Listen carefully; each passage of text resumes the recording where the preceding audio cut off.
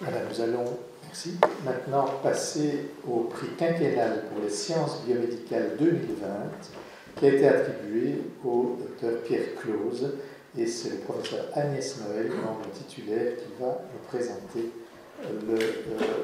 les conclusions du jury.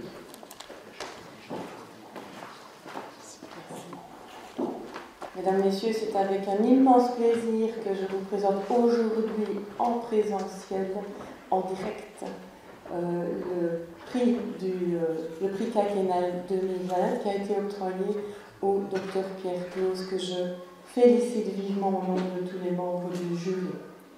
Pierre Clause est diplômé d'une maîtrise en sciences pharmaceutiques de l'Université de Liège en 2003 et il a très rapidement finalisé sa thèse de doctorat en sciences biomédicales et pharmaceutiques en 2006. Il a réalisé un postdoctorat à Londres, au London Research Institute, maintenant appelé le Francis Crick Institute, de 2006 à 2009, avec un mandat prestigieux, Elbow Fellowship. Ça augurait déjà d'une bonne carrière. De retour en Belgique en 2009, il est devenu chercheur indépendant et dirige actuellement le laboratoire de signalisation du cancer. Il a un mandat de chercheur qualifié du FNRS.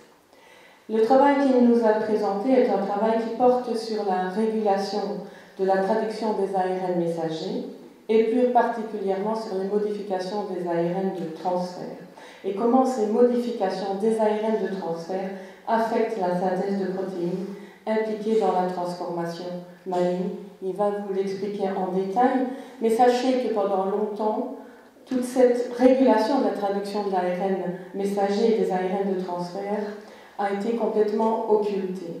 Cependant, il apparaît maintenant de plus en plus que ces modifications contribuent à l'adaptation des cellules cancéreuses au cours du développement tumoral lui-même, mais aussi aux réponses au stress qui sont induites par le traitement.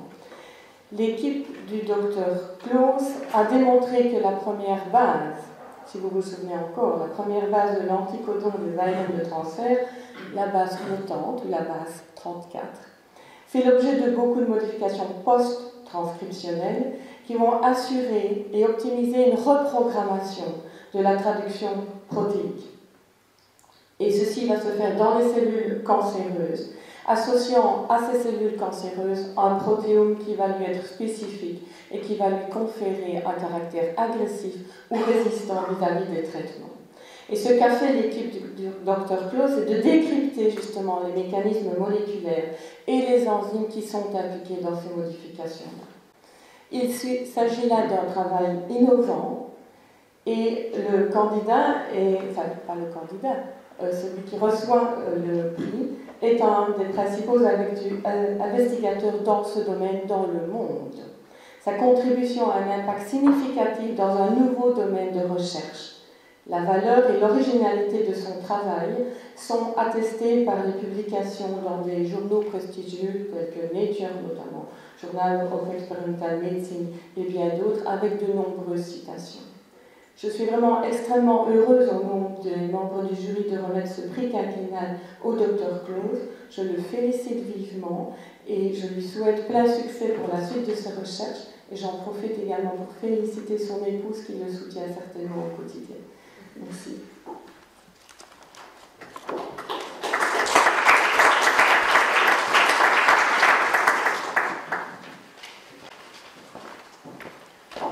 Bonjour à tous et je voudrais tout d'abord remercier le professeur Noël pour cette introduction très gentille, très sympathique. Chers collègues, chers amis, je voudrais également remercier l'Académie royale de médecine pour l'octroi de ce prix. Et donc je vais vous présenter les travaux qui ont fait l'objet de cette récompense. Et donc, mon laboratoire s'intéresse depuis de nombreuses années à la synthèse protéique et à son impact dans les maladies, dont le cancer. Et donc les travaux que nous avons réalisés ont permis de mettre en évidence le rôle important de molécules oubliées, qui sont les ARN de transfert, en particulier de leur modification dans le développement tumoral, en identifiant donc maintenant ces processus comme cibles thérapeutiques potentielles. Alors un petit rappel du code génétique et donc de la régulation de l'expression des gènes. l'information génétique est contenue dans les gènes, au niveau de l'ADN, au niveau de la chromatine, dans le noyau cellulaire.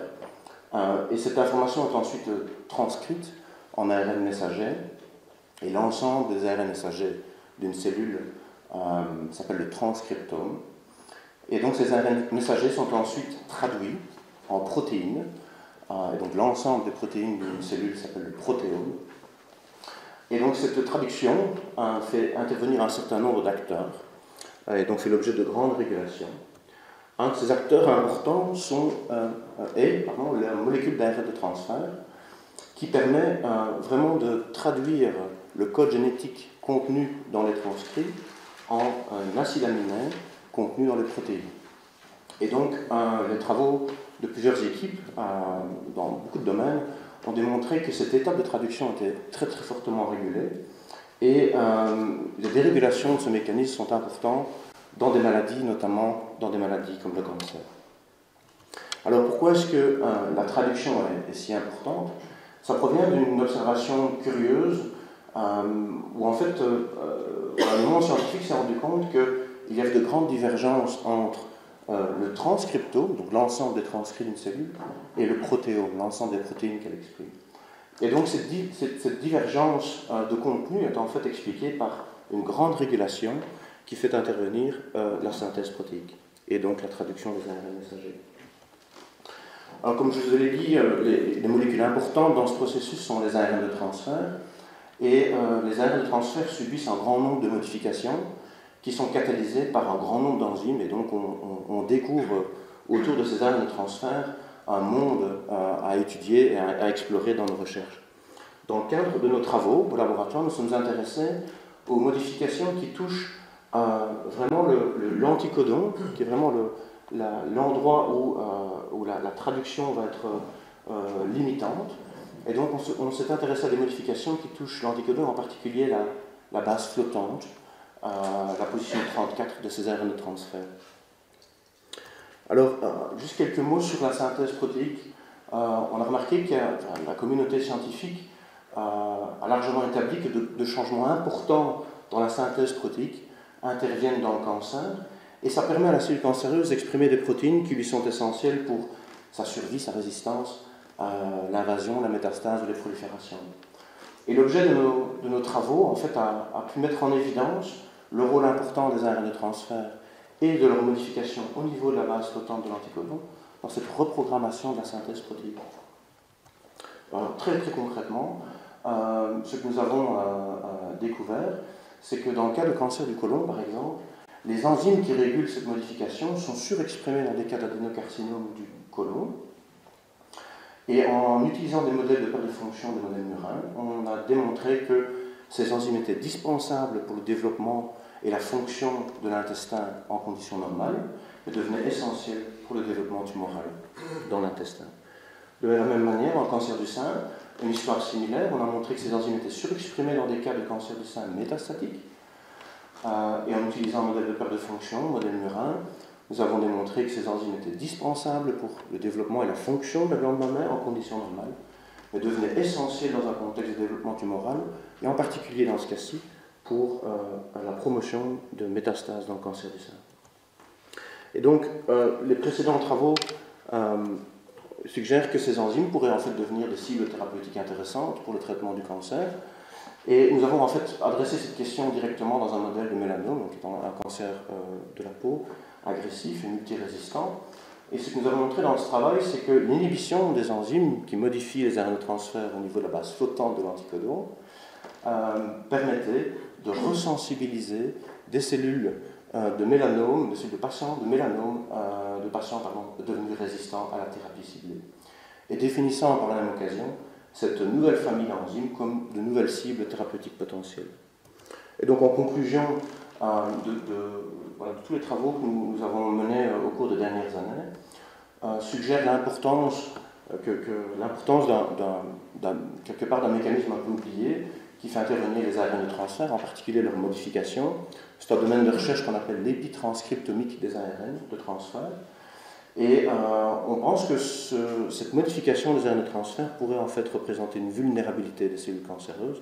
Et donc à ce titre, on suggère que de cibler ces modifications des arrêts de transfert pourrait être une nouvelle stratégie thérapeutique dans le traitement de certains cancers, notamment des cancers résistants. Je voudrais bien sûr très rapidement remercier les personnes impliquées dans la réalisation de ces travaux, et, donc les personnes de mon équipe, aussi le professeur Alain Chariot, avec qui nous collaborons intensément sur ces projets, Francesca Rapino, qui est aussi une personne importante dans le développement de ces projets, évidemment tous les collaborateurs nationaux ou internationaux, et sans oublier les agences de financement sans lesquelles nous ne pourrions mener ces recherches avec autant d'acharnement. Donc je vous remercie pour votre attention et pour votre attention.